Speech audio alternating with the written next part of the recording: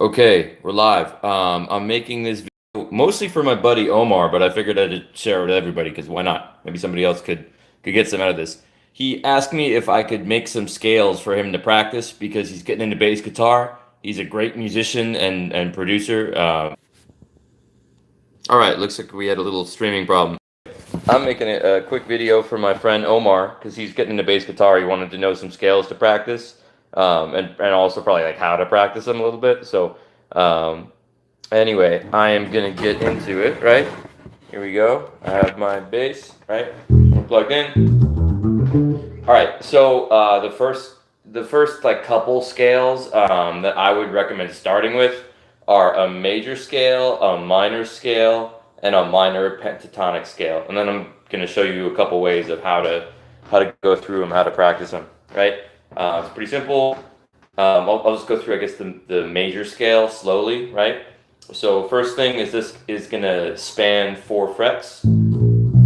So think about one finger on each fret, right? So if we're starting on the say 3rd fret, right, on the E string, right? So this is a G, right?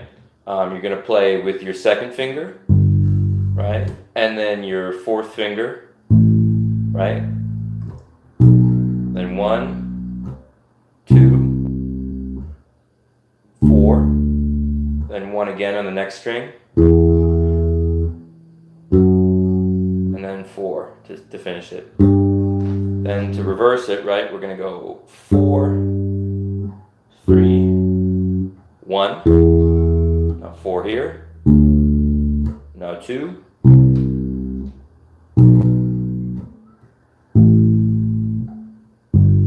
Right, that's just a basic major scale shape, right? Here it is a little bit more fluidly, but still slow.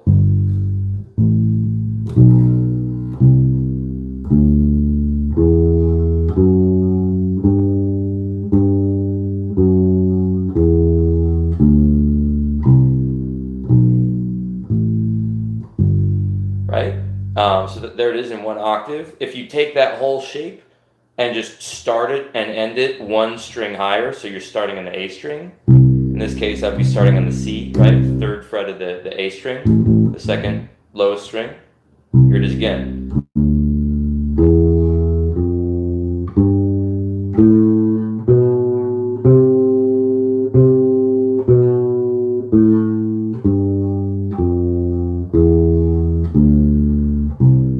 Right? That's it. So wherever you put this on the bass, because it's all closed notes, it's always going to give you a major scale, right?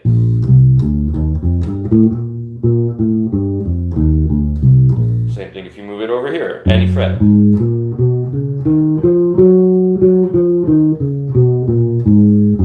Right? So how I practice this is there's a couple things you could do with it, right?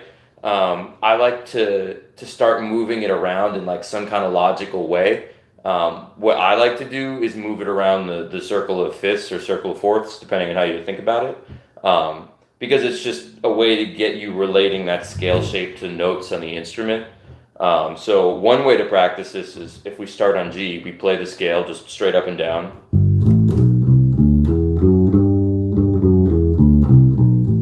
Then I'm going to go a 4th higher, so I'm going to go to C.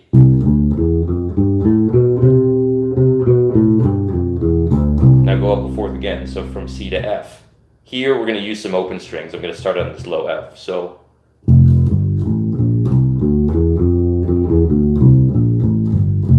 right, the only difference is I'm substituting fingers because instead of going 2, 4, and then 1 up here, I don't need to because it's just an open A. But the shape is the same, right?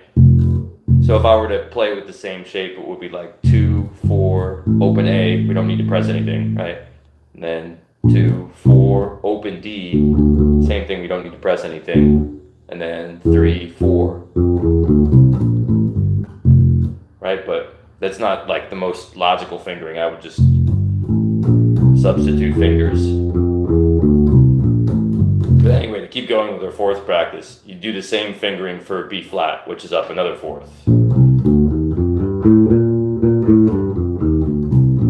Now we're going to E flat, which is over here. Right, now A flat.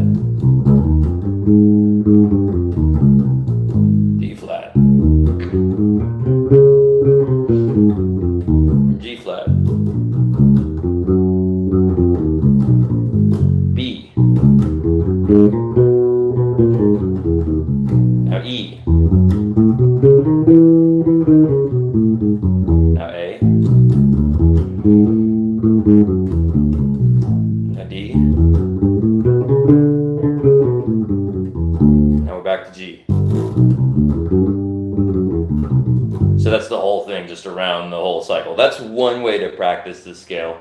The other thing that's good to do is that's just playing the scale straight up and down. I also like to practice this stuff with some kind of pattern, like just so sometimes it's just like more musical. It's you don't usually play like straight up and down the scale and straight back, and like if you're just jamming with people or soloing or something, you're usually playing like pieces of stuff or like little patterns that are you're mixing and matching.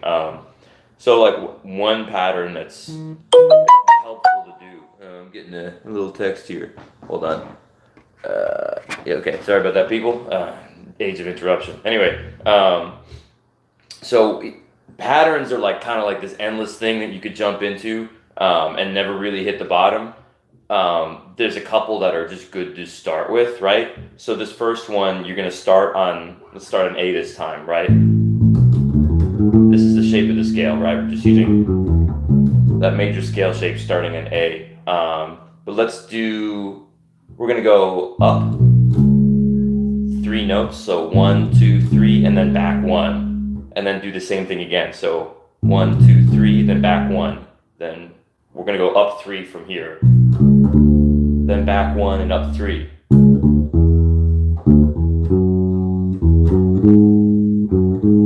Now we're gonna do the same thing in reverse. Start here, go down 3, so 1, 2, 3, and then back in the other direction 1.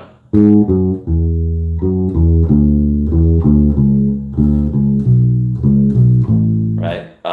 So you could use that rhythm.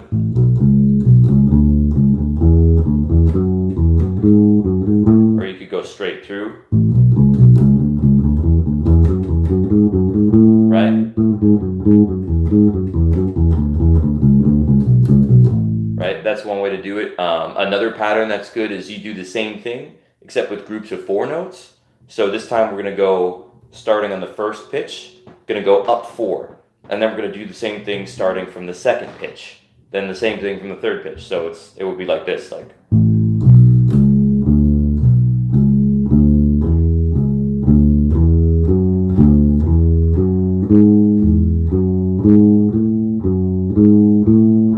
Here it helps to go a little further. But, I mean, you could just limit it to an octave and turn around. So like.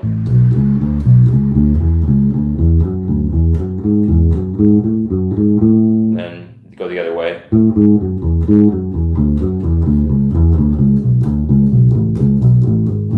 Right? So again, like the pattern thing, you can play games with it and make up all kinds of different stuff. So that's just one scale. Again, just major scale and a couple ways to practice it. That's it, right? Another one that's good to know is the relative minor scale, or like the natural minor scale. So how this one goes, and I'll also show you how it relates to the major scale, because that's helpful to know, like majors and the relative minor if you're not hip to that already. So the relative minor or natural minor scale, let's start it on, let's start on F, the first fret, right? A little bright here. Let's maybe adjust the lighting situation here. Okay.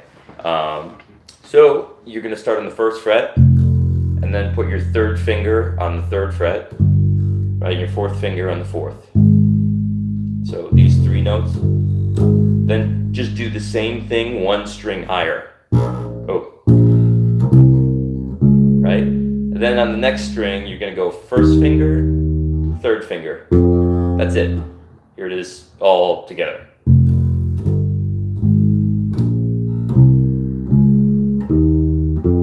Then in reverse.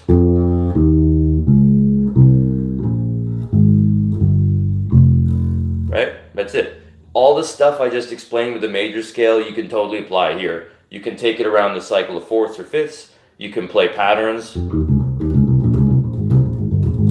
Like all that still applies here, but it's just a different scale shape. Now, also the way that the relative minor thing hooks together with the major scale is it's going to be a minor third below the relative major. I'll show you what that means in a second. So if you're going to play A flat major, so fourth fret on the E string, right?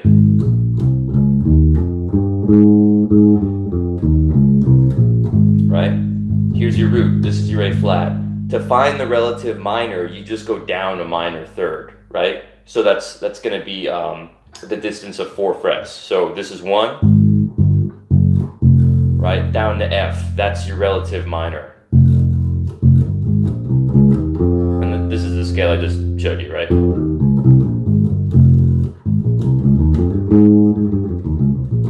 And what's cool about this is if you play A flat major or F natural minor, you're playing the same collection of notes. You're playing the same key, right? So it's actually like kind of the same thing, just arranged a little bit differently, and you're starting and stopping on different notes.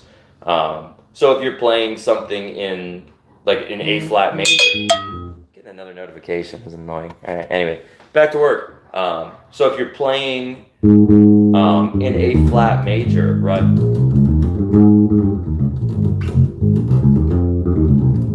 All these notes from F natural minor are also, they're available to you within that key, right? So it's just good to know like how this stuff connects, because then if you want to take this practice pattern stuff further, or just I think it's just important to make the connection, I guess, to know that like these two notes and these two notes in the F natural minor are the same notes as these notes in the A flat major, right? But okay, I don't want to get too deep into the weeds though, because Omar just asked me for a couple scales to learn, and I'm going buck wild with this. But anyway, so that's 2 scales that are good to know: the major scale, the relative minor, and then also how they connect together.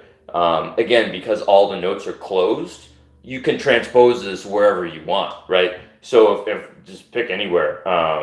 Like let's go a 1 string higher. Let's go with the E flat on the A string. Just pick that one. We're gonna take this major scale, E flat major. Right? To find the relative minor, we go down 4 frets, right? Or a minor third is the interval. So 1, 2, 3, 4. We get to C. That's where your relative minor scale is gonna sit, right?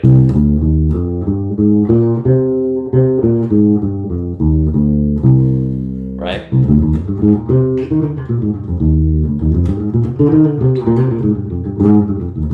That's all the same collection of notes, and I just played through that probably too fast, but the idea is that this relative minor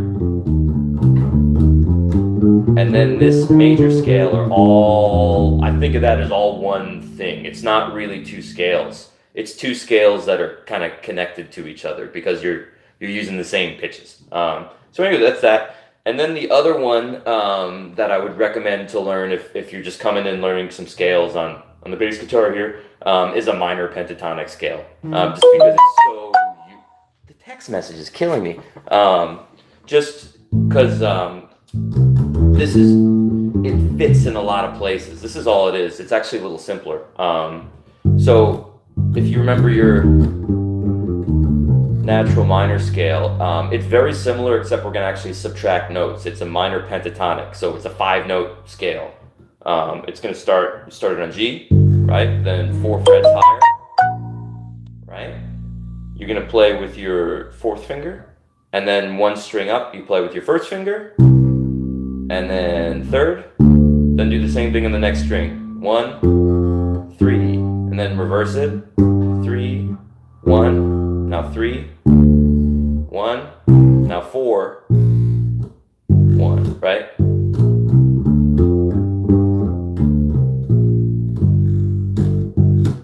And I mean, this, like I said, it's actually the same notes as in this relative minor scale, just with a couple things subtracted, like I said. And then there's other kinds of minor scales where this also will fit over it. So it's just kind of, it's like flexible. It sounds good. Like you can, it like you're only a step away from like a blues scale. That's another good one to know. So it's basically the same thing with one note added in. You're gonna go 1 and then 4 frets higher, then 1, then second finger, now third finger, now 1, 3 again.